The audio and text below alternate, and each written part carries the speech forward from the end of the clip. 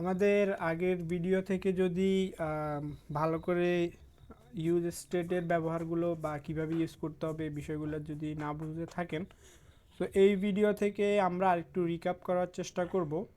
এই ভিডিওতে আশা করি ক্লিয়ার হয়ে যাবে। সো এই ভিডিওতে আমরা কিছু খেলাধুলা করব। সো সেই জন্য হচ্ছে আমরা একটা টিম মেক করব।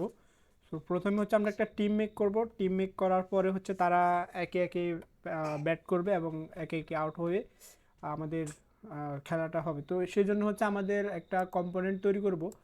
তো সেই ক্ষেত্রে আমরা এখানে নাম দিলাম হচ্ছে team dot JS dot JSX.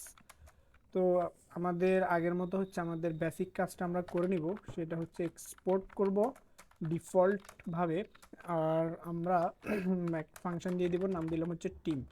তো এটা আপাতত কোনো প্যারামিটার নিচ্ছে না। এখান থেকে আমরা জাস্ট রিটার্ন করে দিতে পারি হচ্ছে আমরা এখান থেকে একটা ফ্রেগমেন্ট দিব। এখান থেকে আমাদের রিটার্ন ডিপ দিলাম।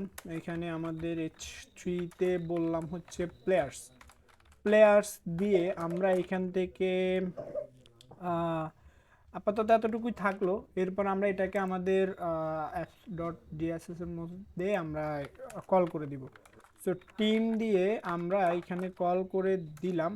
দিয়ে আমরা এখানে আরেকটা জিনিস হচ্ছে ইম্পোর্ট করে নিব। ইম্পোর্ট, তারপর আমরা টিম দিব। টিম দিয়ে ইম্পোর্ট করে আমরা সেভ দেওয়ার সাথে সাথে আমাদের প্লেয়ার্সটা চলে আসছে। সো আমরা এখানে এখন একটা টিম মেক করব। তো আমরা ফার্স্টে যেটা করব, আমাদের টিম মেক করার জন্য আমরা প্লেয়ারদেরকে এখানে নিব। চাইলে আমরা এই জিনিসটাকে একটা স্টাইলের মধ্যে রাখতে পারি। সো স্টাইলটা হচ্ছে আমাদের স্টাইলটা হচ্ছে নিচ্ছি constant team style. Team style দিলাম নাম।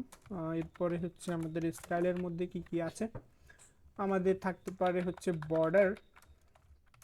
বর্ডার থাকতে পারে, বর্ডারটা আমরা দিলাম হচ্ছে 2 পিক্সেল সলিড। এরপর দিলাম হচ্ছে গ্রিন, গ্রিন কালার থাকলো। আর এরপর আমাদের প্যাডিং দিতে পারি কিছু। প্যাডিং দিলাম হচ্ছে আমাদের 10 পিক্সেল। এরপর আমরা হচ্ছে চাইলে কিছু মার্জিনও দিতে পারি। সো মার্জিন দিলাম, মার্জিন দিলাম হচ্ছে 10 পিক্সেল, 10 পিক্সেল, সরি 10 পিক্সেল দিলাম। এরপরে চাইলে আমরা বর্ডার রেডিয়াসও কিছুটা দিতে পারি। এখানে দিব হচ্ছে রেডিয়াস। তো বর্ডার রেডিয়াসটা আমরা বেশি দিলাম না, 5 পিক্সেল দিলাম, সমস্যা নেই। তো এই জিনিসটাকে আমরা চাইলে এখানে ইউজ করতে পারি। সেটা হচ্ছে আমরা স্টাইলের মধ্যে আমরা টিম স্টাইলটাকে দিয়ে দিব। দিয়ে সেভ দেওয়ার সাথে সাথে আমাদের জিনিসটা চলে আসছে। এখান থেকে আমাদের মার্জিনটা পাই নাই, সেজন্য হচ্ছে লেগে গেছে। এখন ঠিক আছে। তো এই হচ্ছে আমাদের একটা স্টাইল দিয়ে দিলাম। এখন আমরা যেটা করতে চাচ্ছি, আমরা চাচ্ছি এক এক করে ফ্লায়ার বাড়াইতে। তো সেই জন্য আমরা একটা বাটন দিয়ে দিলাম, যেটার নাম দিলাম অ্যাড। এখানে ক্লিক করলে আমাদের ফ্লায়ারগুলো বাড়বে। সো এখানে আমরা একটা ফাংশন নিয়ে নিলাম হচ্ছে কনস্ট্যান্ট। ফাংশনের নাম দিলাম হচ্ছে হ্যান্ডেল অ্যাড, অ্যাড দিলাম। এরপরে আমাদের এখানে হ্যান্ডেল অ্যাড দেওয়ার পরে আমাদের এখানে এটা কোনো প্যারামিটার আপাতত নিচ্ছে না। সো এই জিনিসটা করার আগে আমরা যেই জিনিসটা করব সেটা হচ্ছে এখান থেকে আগে আমরা ইউজ স্টেটটাকে কল করে নিব। তো ফার্স্টে আমাদের এটা করা উচিত ছিল। সো আমরা এখানে কনস্ট্যান্ট দিলাম, দিয়ে আমরা এখানে হচ্ছে আমরা টিম দিব আর সেট টিম দিব। ওকে, আর টিম না, ফ্ল্যাশ দিব। ওকে, ফ্ল্যাশ দিলাম, প্লেয়ার্স, প্লেয়ার্স আর হচ্ছে সেট প্লেয়ার্স, সেট ফ্ল্যাশ দিব, প্লেয়ার্স, প্লেয়ার্সটা একটু মিস্টেক। ওকে, ওকে। এরপরে আমরা এখান থেকে ইউজ স্টেটটাকে কল করে দিলাম। কল করে এখান থেকে আপাতত আমরা কোনো টিমে যেহেতু কেউ নেই, 0 দিয়ে দিলাম।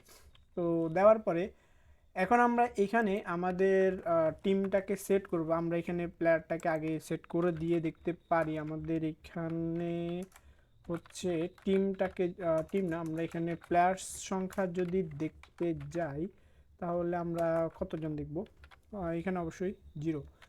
তা আমরা চাচ্ছি এখানে একজন অ্যাড করলে আমরা এক এক করে আমাদের টিমটা আগে তৈরি করব। তো সেই জন্য হচ্ছে আমরা এখানে গেলাম।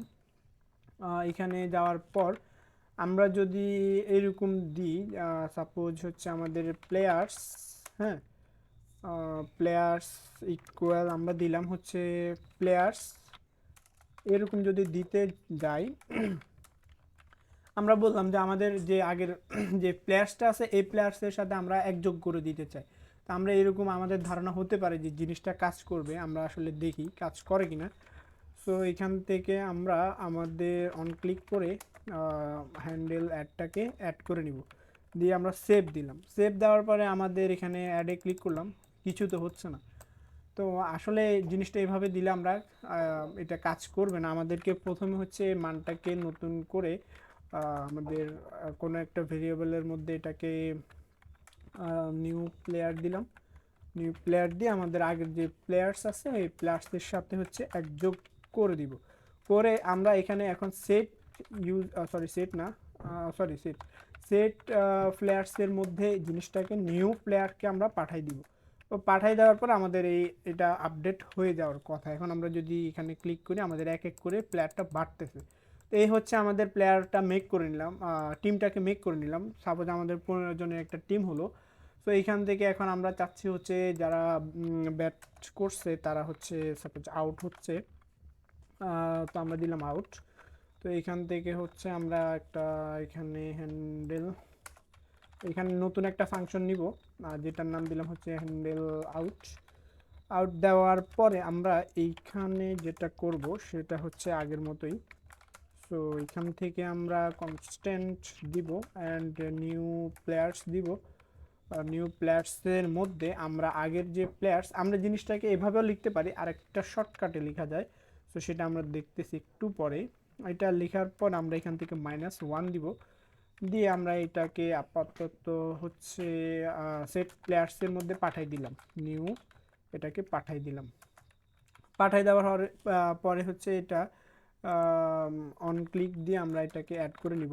অন ক্লিক অন ক্লিক দিয়ে আমরা হ্যান্ডেল আউট দিলাম, দিয়ে এখন সেভ দিলাম।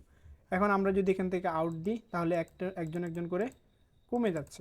তো এই জিনিসটাকে আমরা একটু যদি শর্টকাটে লিখি, সাপোজ এইটাকেই লিখলাম, এটাকে আমরা কমেন্ট করে দিলাম, দিয়ে হচ্ছে আমরা এখানে লিখলাম হচ্ছে সেট প্লেয়ার্স ইকুয়াল প্লেয়ার্স -1। আমরা যদি এটাও দিই দেখি কাজ করে কিনা। সো আমরা এখানে দিলাম। এখন আমরা যদি আউটে দিই এক এক করে কমতেছে, আবার অ্যাডে দিলে এটা বাড়তেছে। এভাবে কমা বাড়ার মাঝখানে আমাদের এখানে একটা খেলাধুলো হয়ে গেল। এই জিনিসটা আমরা মূলত আগের ভিডিও থেকে যারা কম বুঝছি সেই জন্য এটাকে আরেকটু সুন্দর করে রিক্যাপ করার চেষ্টা করছি যেন ইজিভাবে বোঝা যায়। আর যদি নাও বুঝি সমস্যা না, এগুলা নিয়ে আমরা কাজ করব ফিউচারে। তো কাজ করতে করতে এগুলা অনেক শেখা হয়ে যাবে, বোঝা হয়ে যাবে, সমস্যা নাই। এই ভিডিও এতটুকু পর্যন্ত থাকলো।